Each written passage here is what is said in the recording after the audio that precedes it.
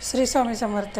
आज करडईची भाजी करणार आहे. करडईची भाजी खूप चांगली असते, औषधी असते, आपल्या खाण्यासाठी खरंच चांगली असते. आणि ही आज करडईची भाजी करणार आहे. तर स्वच्छ अशी पाण्याने धुवून घेतली, 2 पाण्याने धुवून घेतली, कारण ह्याला माती वगैरे भरपूर लागलेली असते. त्यामुळं ही भाजी बऱ्यापैकी काही लोक खातात, काहींना आवडत नाही, पण ही आपल्या शरीरासाठी खूप फायदेशीर असते.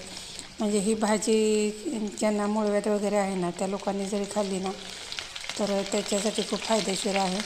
तर ही भाजी ज्यांना मूळव्याध असेल त्यांनी खात जावं, म्हणजे आपला त्रास जो असतो तो कमी होतो बऱ्यापैकी.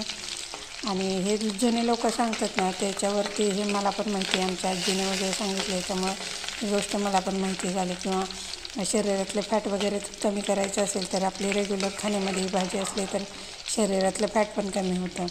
हे म्हणजे आपल्या जुन्या लोकांनी काही सांगितलेल्या गोष्टी काही लक्षात आहेत. त्यामुळं आपण कसं आपल्याला टेस्टी लागली तर भाजी खातो. बऱ्याच वेळेला काही जण घरातले चव लागत नाही म्हणून भाज्या अशा खात नाहीत, पण प्रत्येक भाजीमध्ये प्रत्येक भाजीचा वेगळा काहीतरी गुणधर्म असतो. त्यामुळं ही भाजी पण आपली खाण्यामध्ये असली पाहिजे. आणि करायला एकदम सोपी आहे ही भाजी. आता ह्या भाजीसाठी फक्त काय केलेलं आहे, नुसता हिरवी मिरची आणि लसूण बारीक कट करून घेतलेलं आहे. आणि आपण जी भाजी ही केलेली आहे, स्वच्छ धुवून घेतलेली आहे, त्याची बारीक असे कट करून घ्यायची. आणि ह्याचं फक्त लसूण आणि मिरची अशी तेलावरती चांगली अशी खरपूस परतून घ्यायची. कारण असं छान लसूण असा लाल भडक असा खरपूस परतून घेतला तर भाजीची टेस्ट खूप छान लागते. त्यामुळं ही भाजी आता ते टाकलेली आहे. ह्या भाजीला जास्त पाणी असतं, ते चांगचं पाणी भरपूर असतं, त्यामुळे यात काही एक्स्ट्रा पाणी टाकायची गरज लागत नाही. त्यामुळे ही भाजी अशी छान तेलावरती थोडा वेळ 5 मिनटं परतवून घ्यायची अशी. कारण त्याच्यामध्ये जे पाणी असतं ना ते खूप असं म्हणजे पाण्याचं प्रमाण याच्यामध्ये जास्त असतं, तर अशी जरा ओलसर जास्त भाजी होते.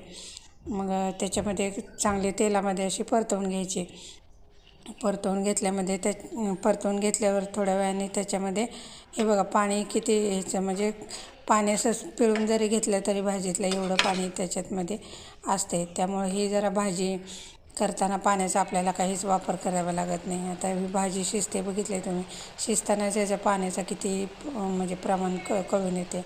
मीठ टाकलेलं आहे, आता चवीपुरतं मीठ टाकायचं ह्या भाजीमध्ये आणि 1-2 मिनटं हलवून घ्यायचं परतून. पूर्ण ह्या भाजीतलं पाणी चांगलं आटून द्यायचं.